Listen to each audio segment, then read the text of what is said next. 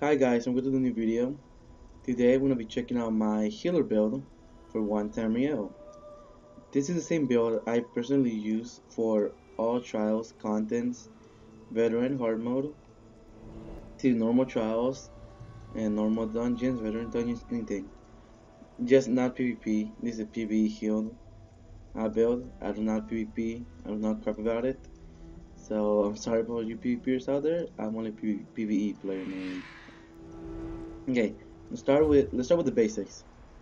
The race you would want for this would be an Argonian for the quick to mend passive that Argonians have, which gives you 5% healing down and receive. So you want to be an Argonian, and your class obviously you want to be a Templar. Okay, now that we got out of the way, let's go check out our weaponry. The weapons you want to carry will be a Maelstrom rest on your back bar like that, and a master on your front bar. So whenever you use the healing springs, the master rest recovers stamina to the stamina DPS in your group. But knowing my crappy luck with the game, I don't have one yet. So I'm still doing double Maelstrom restos, which also works just fine. That covers the weapons. Now for the gear, I run mainly when I solo kill. I run 5-piece Aether and 5-piece Infallible Mage or Aether and 5-piece Spell Power. You want the 5-piece Aether because of the whenever you do full heavy attack, you do an 882 damage, and then you get a minor vulnerability. Sorry about that. Minor vulnerability for 10 seconds, increasing their damage taken by 5%. And then you want spell power. The 5-piece when you heal someone at 100% health, you have a 50-50 chance to increase their damage by 249 for every 10 seconds. And this has no cooldown, so as soon as it goes away, it can proc again right away. And another set is handy to keep on you at all times, personally like I do, is a 5-piece worm. One healer wants to run 5-piece Aether and spell power, and the other healer wants to run 5-piece worm and spell power. Both healers run spell power because spell power only has a 6% cap, so you can only proc on 6 people from one healer. So that's not chart. You're gonna have 2 healers, 6 for one, 6 for the other one. Everybody gets their spell power proc. And I think I'm in combat. Oh, they're doing them. They're doing that little invade right behind me. Okay, so that covers the. Okay, I'm sorry about that. Sorry about that, guys. Just let me go away for a bit. I forgot I'm in Krylon because we were testing out something. We're testing out rating oppression with crit, and people were using the same target last night. So I forgot I logged out next to one of those group things. Alright, now back to it. So that covers the skills. That covers the abilities. Actually, my bad. I mean, sorry, I lost track for a sec. That covers our equipment for the most part. Especially, the reason you want the 5-piece worm is because it helps out with the magic DPS with their resource management with Magica, making their ability cost 8% less. So I always carry my 5-piece in my inventory, just in case my co-healer has mage and they don't have worm. I put on my worm, they keep on their mage. Everything goes handy. Everything works back to back and complements each other. Is a beautiful time. Now we're gonna go check out our skills. You're gonna want the passive for your for your 3 main skill lines, your Drake, Dawn's Rad, and Restoring Light. Then you want all your passives for Resto, Restoration Staff, and Light Armor. Okay, the first skill on my front bar is Inner Light for the Max Magica and Extra Crit, because critting is a good way to heal. Crits heal a lot, especially during trials, and you see more why they crit a lot when I go to my champion points. Next skill I use is Healing Spring. It's a cheap ability. You can spam it. You can spam it a lot and it stacks up to 3 times. And it's a good heal. You know you've done something right when your Healing Spring proc for like 10k, 12k, which is normally what mine do on a crit, and 5k without a crit on, which keeps everyone alive. Next is Harness Magica, which is self barrier in case you find yourself in a tough little situation, taking all the damage. Pop it, and get some Magica back.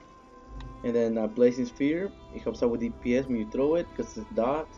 Recovers. It also recovers 25% stamina of the person synergized set and 1700 over time. So it's a good way to help out your tank. This is going to be mainly for the tank, but sometimes say if a DPS needs it, I think it's okay. You can throw one for the DPS. But sorry about that. But mainly DPS are going to have their pots on cooldown and all that, so you shouldn't be worried about having to provide stamina for your DPS. They should be able to do their own stuff. And plus, you have repentance on the back bar, which you can repent dead bodies, helping out your DPS. But mainly shards are for tanks, not for DPS. And then next one's the Breath of Life. Breath of Life is more like an emergency heal, like an oh shit, someone's far away, they're about to die. And if someone's health drops like from 100 to like 20, right away, yes, animation cancel like this, and they'll be healed. But it's not a ability you want to be spamming because it's cost saving your magicka, and it only hits you and 2 other people. So that's an emergency heal. Then your ulti for that will be Practice Incantation. This is a good ulti to use whenever everybody's running around like hairless chickens, and everybody's taking a lot of damage. The good example I can think of time you would use this is during the first boss of Veteran Hell Ra. Whenever whenever he's doing his spinning blade and all the whirlwinds are all over the place, sandstorms, whatever you want to call them, that's when you want to use your practice incantation. It's gonna be hard to get everyone inside your healing springs and retribution.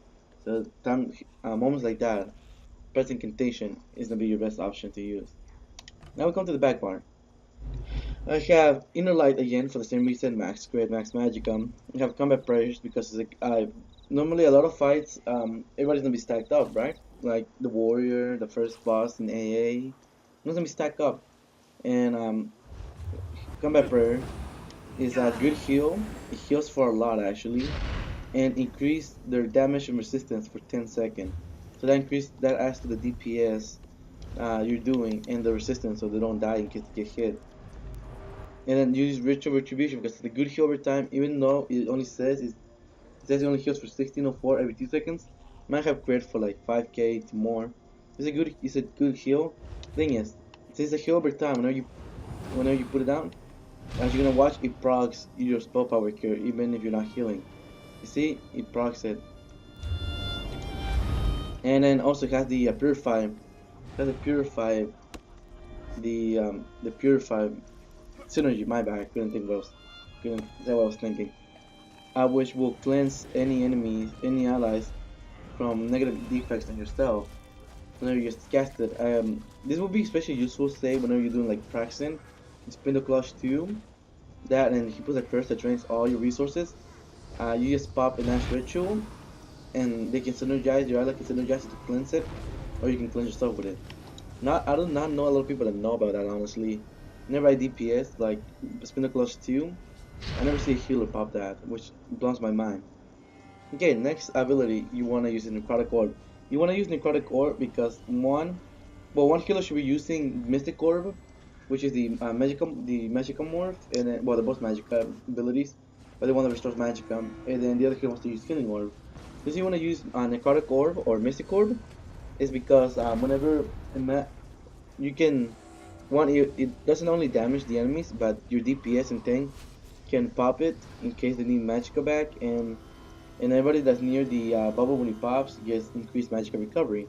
So, and everybody can pop one bubble every 10 seconds. So that's literally infinite Magicka.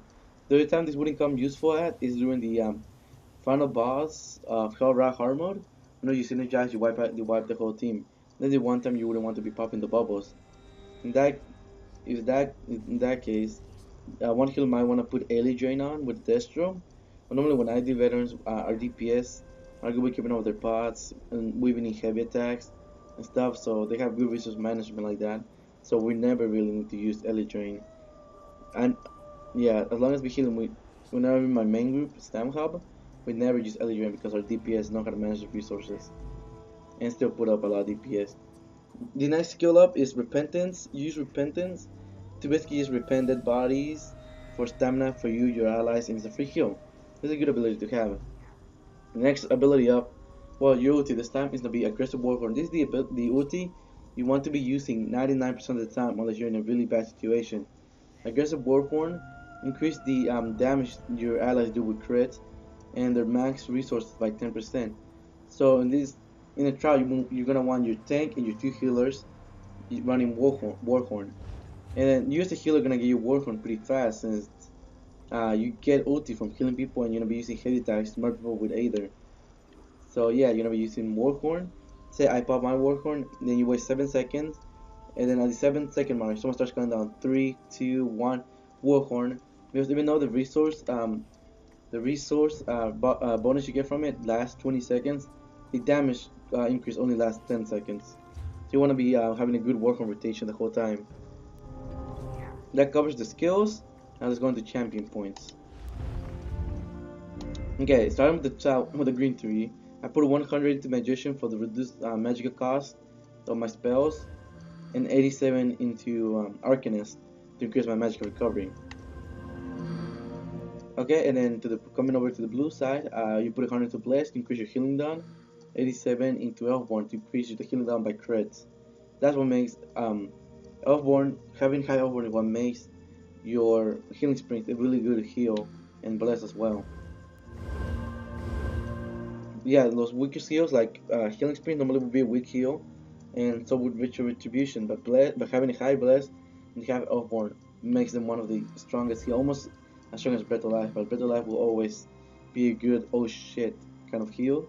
I have created for like 40k on my Breath of Life when I needed to heal a tank that was about to die. Alright, now coming over to the red tree, the warrior, you come to the lady and add 100 into the elemental defender. You reduce the flame, frost, and shock damage you take from like overchargers and the flame shapers, the 2 bosses, the 2 medium, well halfway bosses in Bedhall Ra, and stuff like that, and then 72 to Hardy for poison. Like for say you do Insectum Ophidia, that reduce the poison you take, you get it from the trolls and stuff. And any physical damage you get from like War Priest, that'll be reduced because of that.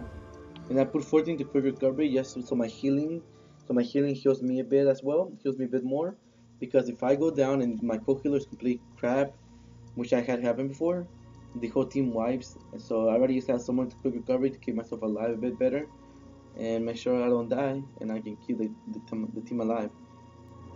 Alright, that covers the champion point. Now I'm gonna show you guys my rotation pretty fast. And normally starting to fight, what I would do, I'm gonna walk into the middle of the group, put on a ritual retribution, combat prayer, 3 healing springs, shards, and bubble.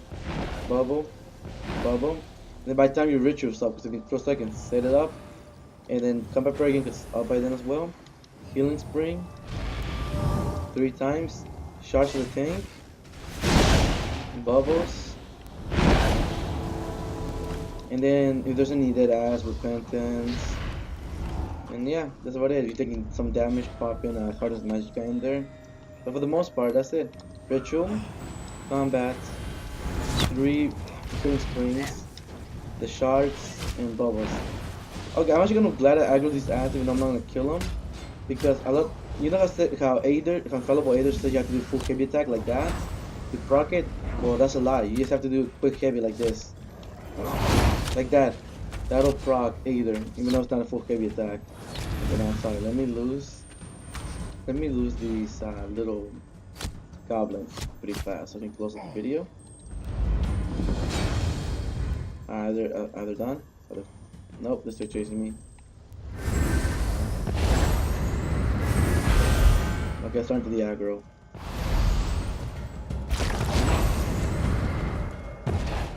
It looks like it's all going away with let me go with this guy.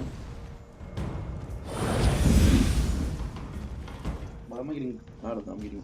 Sorry about that, guys. I'm getting a phone call from Florida, which I don't know. I'm the only one that lives in Florida. Okay, like I was saying. So that covers my one Tamriel healer build that I used. If you guys like the video, please leave a like and subscribe. I will be posting a video on. Oops. Sorry, my bad. I stutter sometimes. I'm gonna be posting a video on the build in action tomorrow. Probably tomorrow.